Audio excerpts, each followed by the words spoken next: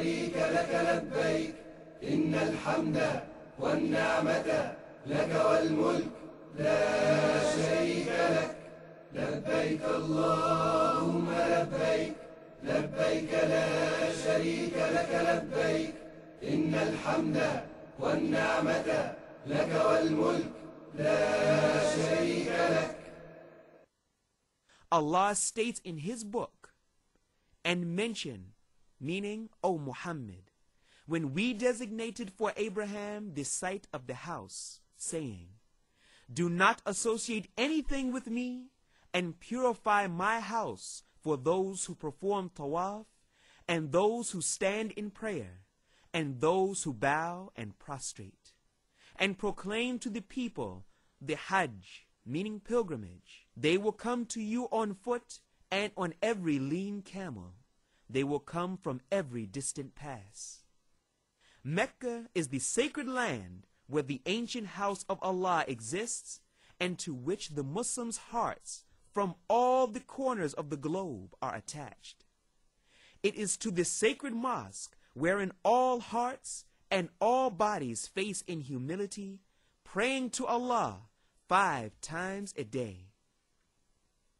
Since it was established by the Prophet Abraham, peace be upon him, in response to the command of his Lord, Muslims have been coming from all the corners of the globe to it in order to perform the rites of Hajj and circumambulate the Kaaba. Allah, the Almighty, says, indeed, the first house of worship established for mankind was that at Mecca, blessed and a guidance for the worlds. In it are clear signs, such as the standing place of Abraham, and whoever enters it shall be safe.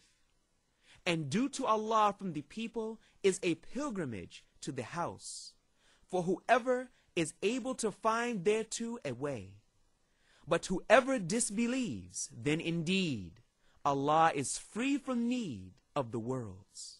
When Allah decreed for the Son of Islam to rise, He sent the seal of His prophets, Muhammad, peace be upon him, with the true religion to make it dominant over all other religions. He also sent His messenger, sallallahu alaihi wasallam, to point out to mankind how astray and ignorant they were.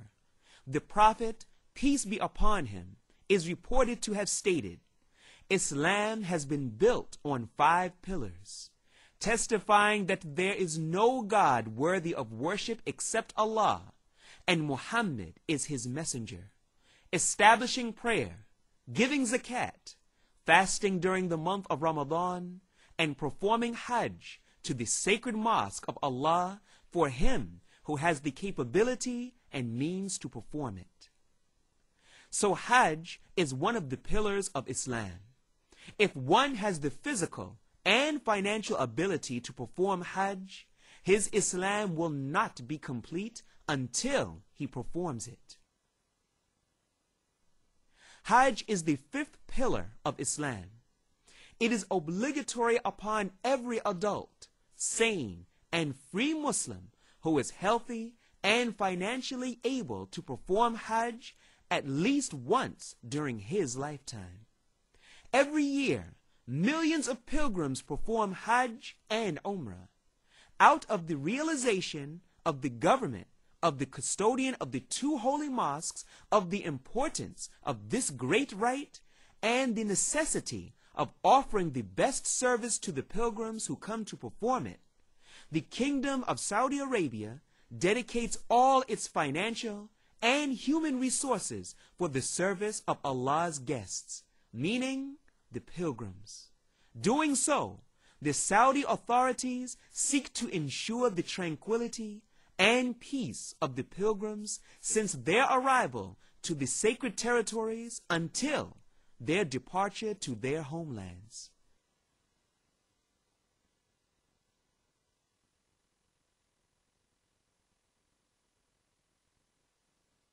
Hajj is during well-known months, so whoever has made Hajj obligatory upon himself, therein by entering the state of Ihram, no sexual relations, and no disobedience, and no disputing during Hajj. And whatever you do, Allah knows it. And take provisions, but indeed, the best provision is fear of Allah. And fear me, O you of understanding.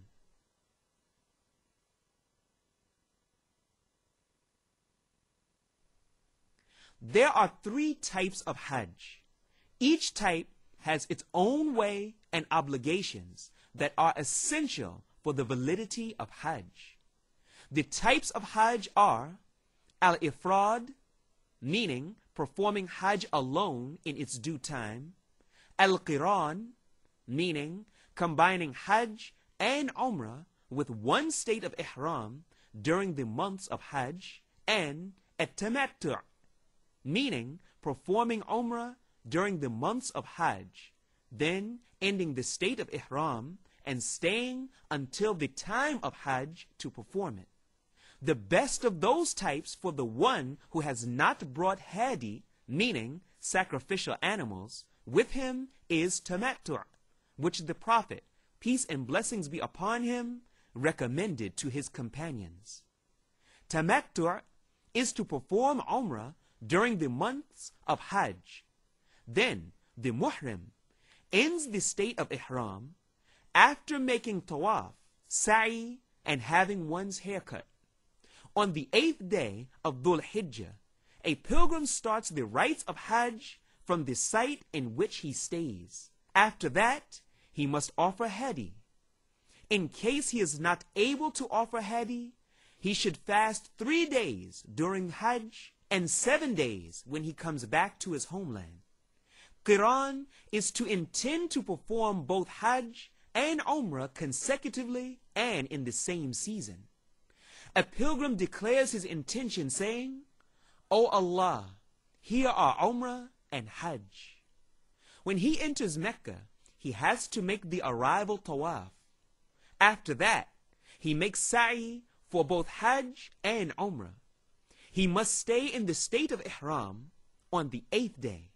He is to embark on performing the remaining rites of Hajj and Umrah, but he does not have to make Sa'i, because the first one he made upon his arrival is sufficient. Then he is to offer hadi, but if he does not have the ability to do so, he has to fast 3 days during Hajj and 7 days when he gets back to his home. Ifrad is to intend to make Hajj only. Upon entering Mecca, he must make Tawaf and Sa'i and remain in the state of Ihram until completing the remainder of its rites. He does not have to offer hadi because he does not combine between Hajj and Umrah. The first rite of Hajj is Ihram, that refers to one's entering the state of ritual sanctification for Hajj, thus declaring that he begins one's Hajj. Before reaching Mecca, the pilgrim must assume Ihram at one of the 5 sites stated and determined by the Prophet, peace and blessings be upon him, for all pilgrims coming from all the corners of the earth to the sacred mosque.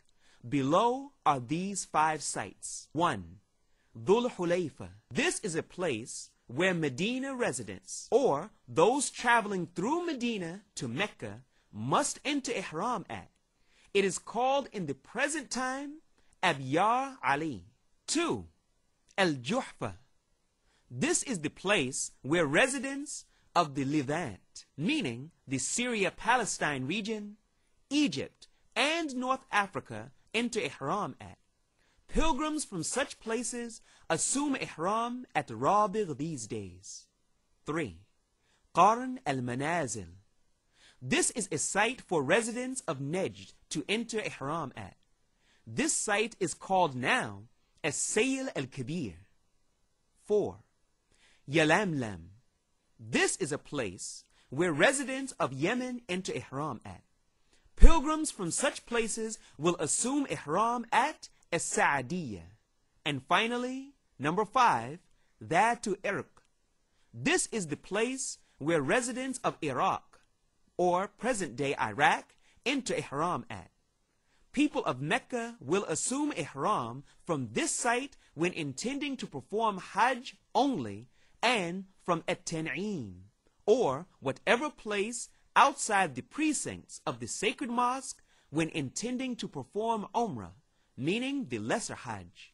Similarly, the people of Jeddah are to assume Ihram from Jeddah.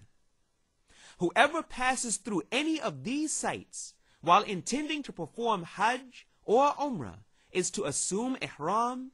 Whoever passes by these sites without entering the state of Ihram is to return and assume Ihram from any of them.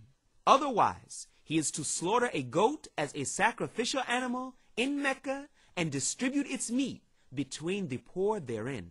Muslim brothers, when you come to the site of Ihram by car or the like, you should perform ritual bathing and wear perfume if available. Then, the male pilgrim should wear the clothes of Ihram, meaning 2 white and clean pieces of clothes that are not sewn, one to be wrapped around the lower part of the body and another to be worn over the shoulders. As for the woman, she is to be dressed in the same way as she is legally required to appear in while not performing Hajj when she is outside her home or in the presence of men. Afterwards, the pilgrim declares his or her intention to enter the state of Ihram to begin the rites of Hajj, saying, "O Allah, here is Umrah for your sake." It does not matter if the pilgrim wears the clothes of Ihram in his house, then begins to pronounce Talbiyah until the car, ship, or aircraft passes parallel to the site where he is to assume Ihram. It is permissible for men, but not women, to raise their voices while saying Talbiyah. Once you enter the state of Ihram for Umrah or Hajj or both, then you have actually set out on a journey during which you are prohibited to commit some specific acts. 1. The muhrim is prohibited to remove the least part of his hair or nails by any means. If some hair or nail of the muhrim happens to be removed accidentally, then he or she is forgiven. 2. It is prohibited for the muhrim to have perfume on his body or clothes. 3. It is prohibited for the muhrim to involve himself in hunting. 4. It is prohibited for the muhrim to remove the least part of wild plants in the holy lands. 5. The muhrim is not permitted to take the lost and found object, but to make a public announcement of it. 6. It is prohibited for the muhrim to make a marriage proposal or contract. 7. The muhrim is prohibited to have sexual intercourse with his wife or even to behave lustfully to her. 8. The woman in the state of Ihram is prohibited to wear gloves or to have a veil and the like over her face unless she is in the presence of men who are legally permitted to marry her. 9. The man in the state of Ihram is prohibited to cover his head with a part of his Ihram clothes or whatever objects that are to touch the head when worn. However, he is permitted to seek shelter under an umbrella or inside a car. 10. The man is prohibited to wear any part of sewn clothes on his body while in the state of Ihram. As such, he is not permitted to wear turbans, a pair of trousers, hoods, and the like. He also is prohibited to wear socks or stitched footwear like shoes. However, he is permitted to wear a pair of trousers when lacking a loincloth and stitched footwear when lacking unstitched ones like slippers. Thus, the male muhrim is permitted to wear unstitched footwear, glasses, rings, belts, and hearing aids. There is no special prayer to be performed for entering the state of Ihram as thought by many people. The muhrim is still required, of course, to adhere to the obligatory acts of worship, he or she must also avoid committing sins, including disputes, offensive speech, fighting, and so on. You have already reached Mecca. The following is the program you should follow. 1. It is desirable for the muhrim to perform ritual bathing upon reaching Mecca. He enters the sacred mosque and says, I seek refuge in Allah the Supreme, His honor and eternal glory, and His everlasting authority from stoned, the rejected shaitan. O Allah, open the doors of your mercy for me. 2. The muhrim is recommended then to make his way toward the Kaaba to begin Tawaf, meaning circumambulating around it. Ittiba' during this Tawaf is an act of sunnah, which means the muhrim's fixing the center of the upper piece of his ihram clothes under his right armpit, and while putting its two ends over the left shoulder so that his right shoulder will be uncovered. Making Tawaf, the muhrim will circle around the Kaaba 7 times, beginning from the black stone. The muhrim should proceed to the black stone and kiss it if it is available, and provided he will not hurt others. In case there is a crowd around the black stone, it is sufficient for the muhrim to point at it, saying, Allahu Akbar, meaning Allah is the greatest. The muhrim is encouraged during Tawaf to make dhikr and free supplications to Allah and recite the Quran without raising his voice, lest he may disturb others making Tawaf with him. 3. Upon reaching or coming parallel to the Yemeni corner, the muhrim should touch it if it is available.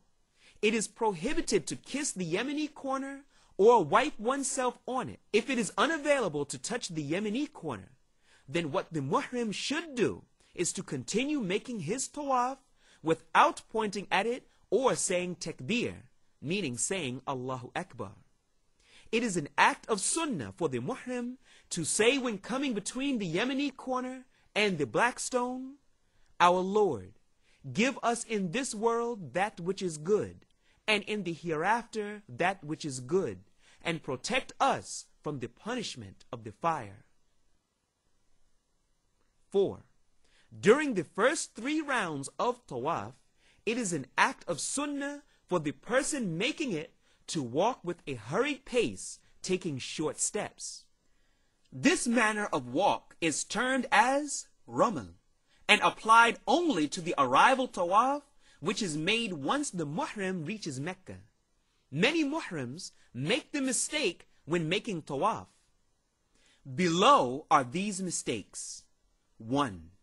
The muhrim may enter Hijr of Ismail during Tawaf, thinking that Tawaf is to be made from inside this area. However, such a manner renders Tawaf as incomplete and thus invalid. 2. The one making Tawaf may touch and wipe himself on all the corners of the Kaaba and the station of Abraham. All such manners are innovative matters in religion and have not been done by the Prophet, peace and blessings be upon him. 3. It is not permissible for the one making Tawaf to offer his ritual recitation with a loud voice. 4. The women and men sometimes crowd together, especially at the black stone and the station of Abraham. This is a legally impermissible act and is to be avoided. You have just finished Tawaf, so hasten to cover your right shoulder. As an act of sunnah, it is recommended to perform a 2 rak'ah prayer after finishing Tawaf behind the station of Abraham, if it is available. Otherwise, you may perform it wherever you can in the sacred mosque. In the first rak'ah, you should recite after Surah al-Fatiha the surah beginning with, Say, O you disbelievers, while in the second one, it is recommended to recite the surah beginning with, say, He is Allah, who is one. It does not matter if you recite other surahs other than what is mentioned. Afterwards, the muhrim is to proceed to the Safa hill to begin another rite called sa'i, which means going back and forth 7 times between the 2 hills, Safa and Marwa. When you come to the Safa hill, you should recite before climbing it, indeed, as Safa and al-Marwa are among the symbols of Allah. So whoever makes Hajj to the house or performs Umrah, there is no blame upon him for walking between them. And whoever volunteers good, then indeed Allah is appreciative and knowing. Then climb Safa. On Safa, you face the direction of the Kaaba and say 3 times, Alhamdulillah, meaning praise be to Allah, and Allahu Akbar, meaning Allah is the greatest. Supplicate to Allah repeatedly and say, there is no God but Allah alone, with no partner. Dominion is His, and praise is to Him. He gives life and causes death. All good is in His hand, and He has power over everything. There is no God but Allah alone, with no partner. He kept His promise, gave His slave the victory, and routed the Confederates alone. The muhrim says this ritual 3 times. He may supplicate for whatever he wishes. There is no problem if one does not adhere to such invocations or makes short ones. Then the muhrim, male, not the female, descends from Safa and walks towards Marwa at normal paces, supplicating to Allah as much as he can. When he reaches the first green marker pulled down at the wall, he runs up until he reaches the second green marker, where he resumes his usual pace until reaching Marwa.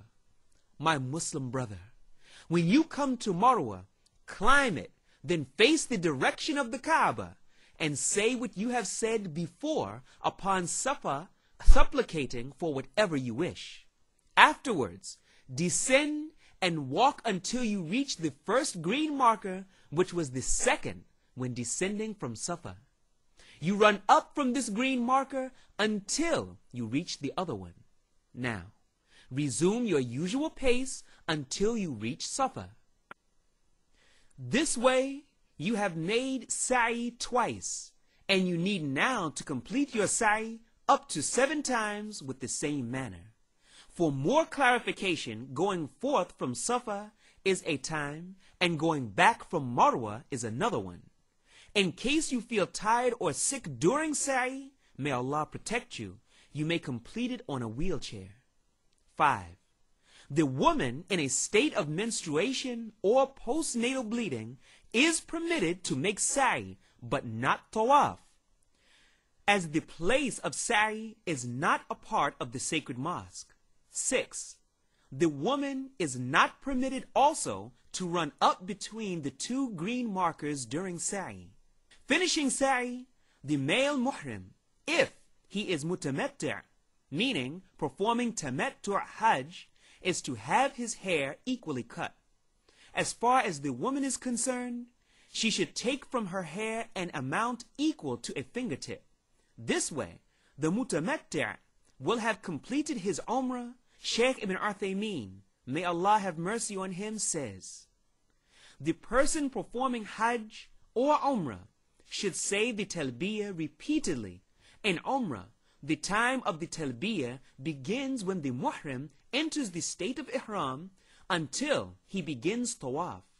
In hajj, the talbiyah begins from the time of entering the state of ihram until the time of throwing pebbles at Jamratul Aqaba in the morning of the feast day. The formula of talbiyah goes as follows. Labbaik Allahumma labbaik, labbaik la sharika laka labbaik, innal hamda wan ni'mata laka wal mulk la sharika lak. This means, here I am at your service, O Allah, I am at your service. You have no partner. I am at your service. Praise and blessing belong to you, as well as the dominion. You have no partner. The 8th of Dhul Hijjah.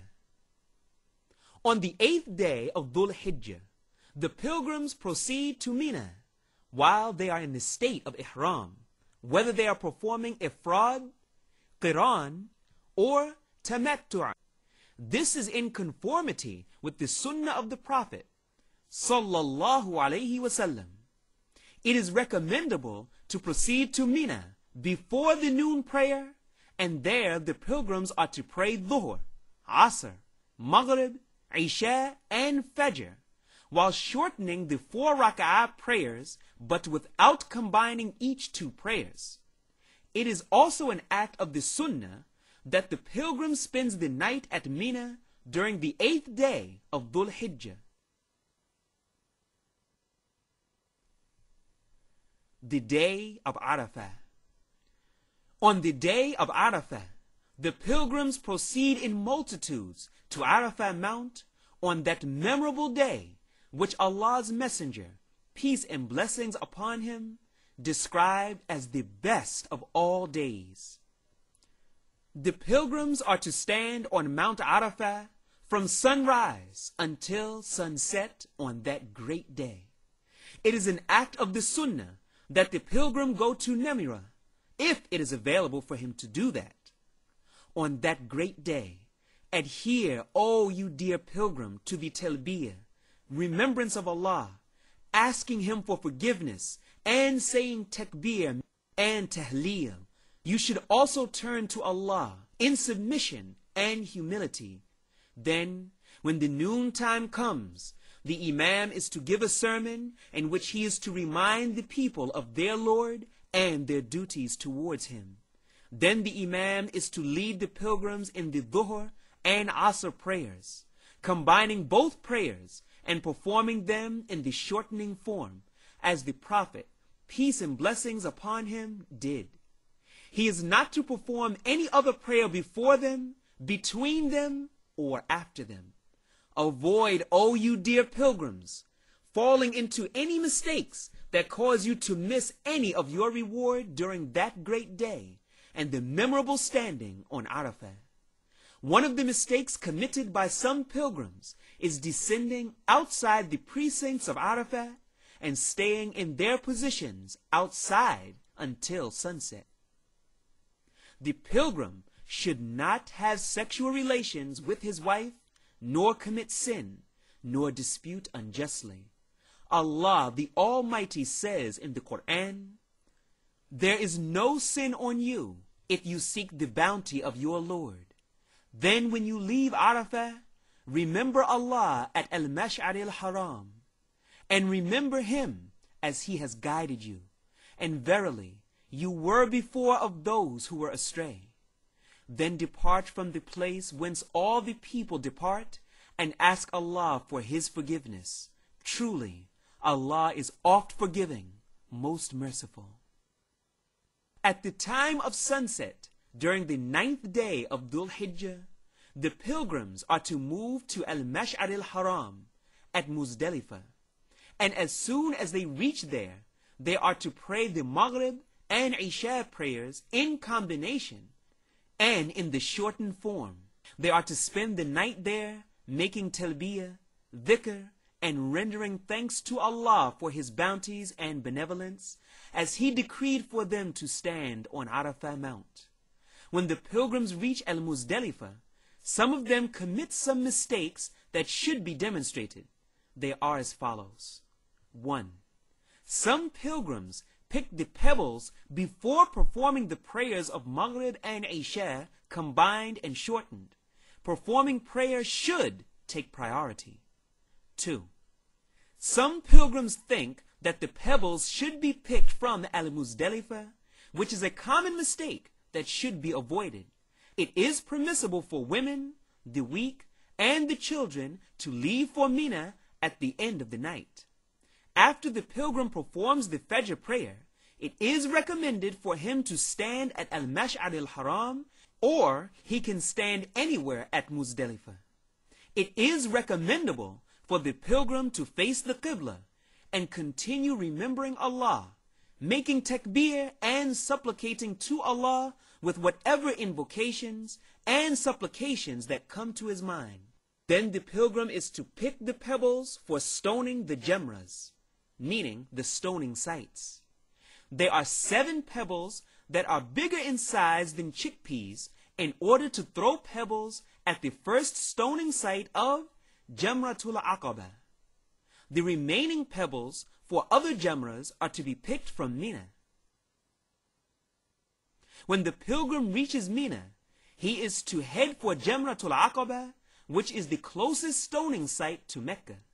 When he reaches Jamratul Aqaba, he is to stop saying Talbiyah, then stone Jamratul Aqaba with 7 pebbles consecutively, saying Takbir while throwing each pebble. Then, the pilgrim is to slaughter the hadi, meaning the sacrificial animal, eat from it, and feed the poor. Then he is to either have his hair shaved or cut, and shaving is better. And the woman is to cut an amount equal to the size of a thumbprint of her hair. Performing the rituals of Hajj according to this order is better for the pilgrim. However, if he does some rituals before others, there is no blame on him in doing that. The days of At-Tashriq, Tawaf al-Ifadah, and Tawaf al-Wada'. Muslims all over the world, as well as the pilgrims at Mina, receive al-Adha feast with joy and cheerfulness with what Allah has conferred on them of His favors, and they are to slaughter their sacrificial animals to draw nearer to Allah.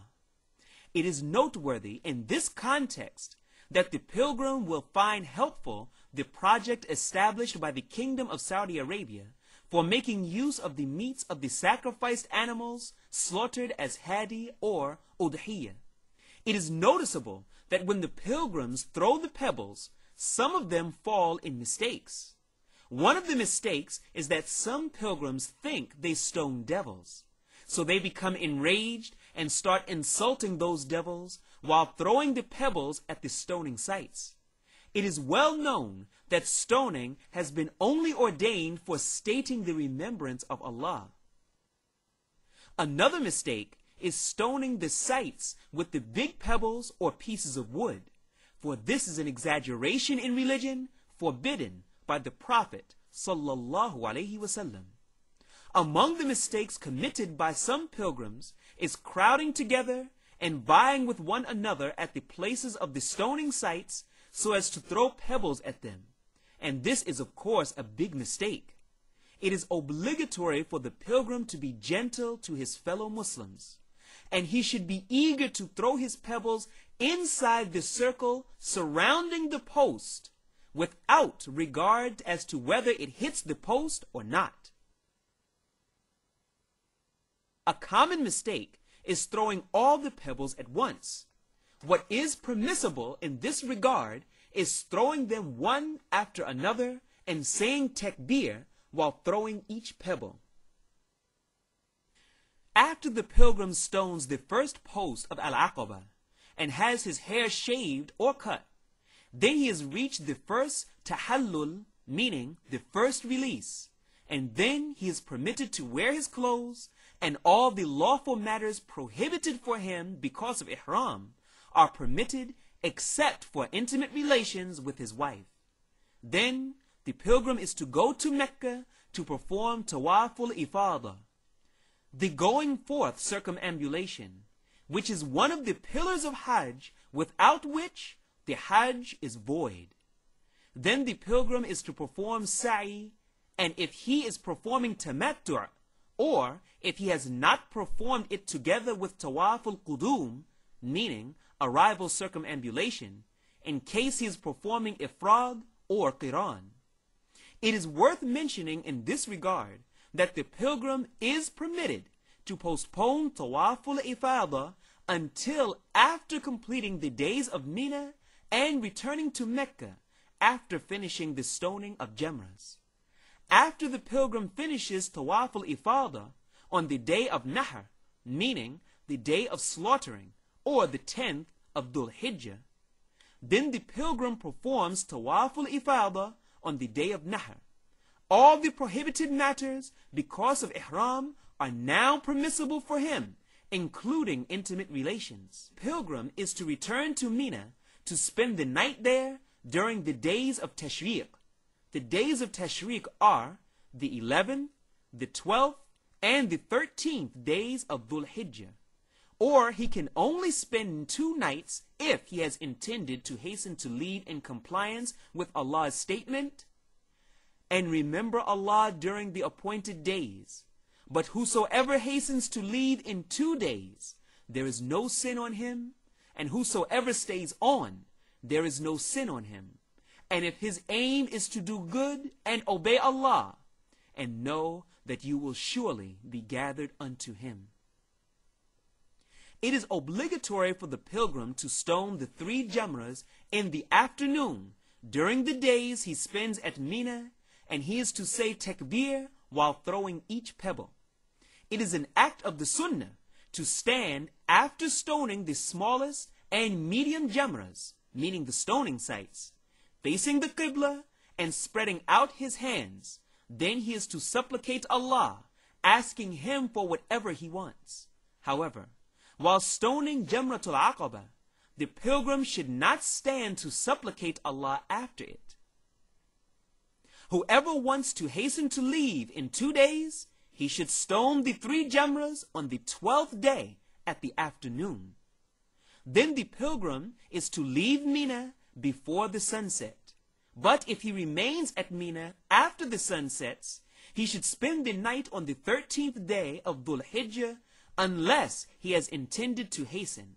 For in this case, he can leave and is not obligated to stay at Mina. Then the journey of Hajj proceeds to Mecca once again, so as to practice the farewell circumambulation around the sacred house, meaning Tawaful Wada'. And by doing that, the journey of Hajj is about to come to an end. After the multitudes of pilgrims finish the performance of the rituals of Hajj, the pillars, the obligations, and the recommendable actions, they consummate their rituals with the farewell circumambulation in compliance with the hadith in which the Prophet ﷺ states, "None of you should leave the sacred territories until he visits the house as his last action." Tawaful Wada' is the last of the obligations that the pilgrim should do directly before traveling back to his homeland. None is to be exonerated from the Tawaful Wada' except for the woman in a state of menstruation or postnatal bleeding.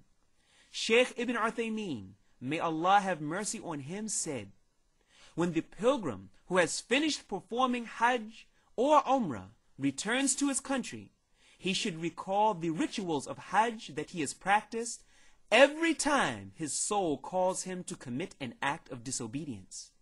He should recall his standing at Arafah Mount, his circumambulation around the house, and the statements of dhikr that he made in the different places of Hajj, for that helps him avoid committing sins. I supplicate to Allah for all pilgrims to have their Hajj accepted by Allah, their sins forgiven by him, and to have their endeavor blessed by him. He has power over all things. O Allah, confer your peace and blessings upon our leader, the Prophet Muhammad, his household and companions. The way of visiting the prophetic mosque. It is recommendable for the pilgrim to visit Medina, the city to which the Prophet, peace and blessings be upon him, migrated, and to pay a visit to the prophetic mosque, which is one of the mosques that one is permitted to set out for a journey to visit. The Prophet ﷺ stated, "It is not permitted to set out on a journey to visit any mosque except for 3 mosques: the Holy Masjid, meaning the Kaaba, my Masjid, and al-Masjid al-Aqsa." in spite of the fact that visiting the prophetic mosque is not a condition or an obligatory act for performing Hajj, nor does it have any relation or connection with Hajj, nor does it require entering into a state of Ihram, it is recommendable to pay a visit to it at any time throughout the year. Besides, so long as Allah has made it easy for the pilgrims to reach the territories of the two holy shrines, it is recommendable for them to visit Medina in order to pray in the prophetic mosque, where a single prayer performed at it is equal to 1,000 prayers at any other mosque other than the holy mosque. Performing one prayer at the holy mosque equals 100,000 prayers. Then the pilgrim is to say, Assalamu alaikum, to Allah's messenger, peace and blessings be upon him. So when you reach, O you dear pilgrim, the prophetic mosque, enter it with your right foot. Mention the name of Allah. Invoke his peace and blessings upon the Prophet, sallallahu alaihi wasallam. Then ask Almighty Allah to open for you the gates of his mercy. After entering the prophetic mosque, you are to perform 2 rak'ah, preferably in the dignified rawdah. Otherwise, he can offer them anywhere in the prophetic mosque. Then you, dear pilgrim, are to go to the grave of the Prophet, peace and blessings be upon him. Stand before it and say, Assalamu alaikum. To him, in complete politeness and with a low voice, you are to say, Assalamu alayka ayyuhan nabi, wa rahmatullahi wa barakatuh. Meaning, may peace, mercy of Allah, and his blessings be upon you, O Prophet. O Allah, grant him al-wasila, meaning the greatest rank in paradise, and al-maqam al-mahmud, the praiseworthy stature that you have promised him. O Allah, give him the best reward for delivering the message to this ummah. Then you should step a little to the right side to stand before the grave of Abu Bakr as-Siddiq, radiyallahu anhu. May Allah be pleased with him. Say, Assalamu alaikum to him, and ask Allah's mercy, forgiveness, and pleasure for him. Then step, O you dear pilgrim, a little to the right, and stand before the grave of Umar, radiyallahu anhu, and say, Assalamu alaikum to him, and ask Allah's mercy, forgiveness, and pleasure for him. It is recommendable for you, dear pilgrim, after that, to visit al-Baqiyah. Al-Baqiyah is the cemetery in which there are the graves of many companions, including that of the 3rd Caliph of Islam, Uthman ibn Affan, radiyallahu anhu. May Allah be pleased with him. It is also recommendable for you, dear pilgrim, to visit the mosque of Quba in a state of purity, as it is the first mosque built in Islam, and there it is recommendable for you to pray there, as the Prophet, peace and blessings be upon him, did that and exhorted the Muslims to do. There are no other mosques or places in Medina that are recommended to be visited after that. So one should not burden himself by visiting any other place for which there is no reward stated.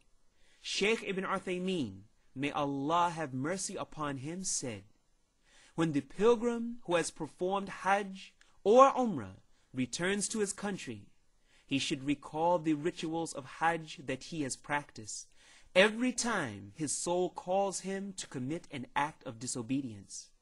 He should recall his standing at Arafah Mount, his circumambulation around the house, and the statements of dhikr that he made in the different places of Hajj, for that helps him avoid committing sins. I supplicate to Allah for all pilgrims to have their Hajj accepted by Allah, their sins forgiven by him, and to have their endeavor blessed by him. He has power over all things. O Allah, confer your peace and blessings upon our leader, the Prophet Muhammad sallallahu alaihi wasallam, his household and companions. Assalamu alaikum wa rahmatullahi wa barakatuh.